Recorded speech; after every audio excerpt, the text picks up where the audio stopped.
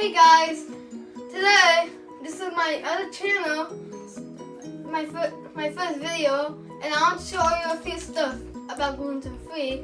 So, like 3 days ago, I was on the airplane and flying to Japan, and I got this gluten free cracker that I want to open and eat, and I got 3 of them. So I got this one. It's the rice cookie. I think it's the pumpkin bolo, but I don't know how to say it because it's in Japanese.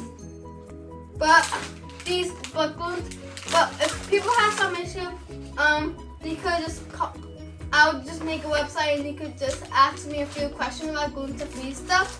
So I'm gonna taste one bite of it.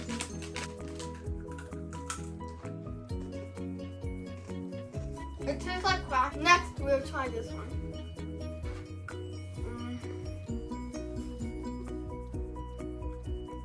I might just have one. Let's try the last one.